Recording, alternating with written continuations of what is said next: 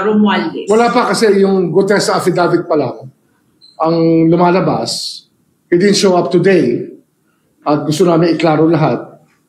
At kasi nga kahit nasabihin natin may issue ng notarization, the fact that it is a sworn statement delivered under oath in the Senate makes it an official statement pa rin.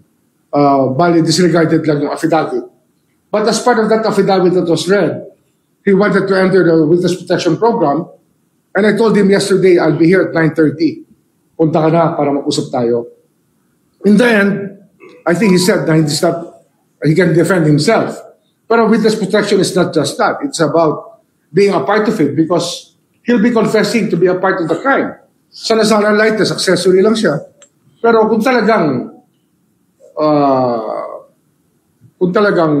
credible siya, kasi marami rin naman mga tanong na pumapasok tungkol sa mga narration.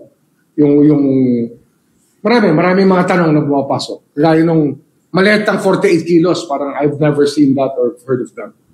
And 46 of that, that's 3 tons of money. Marami kang math na pwedeng gawin tungkol dito. Kaya we really have to talk to him. O kailangan nila naman siya mag-vet. Kasi if the DOJ or the Ombudsman will prosecute it, those facts will still be important.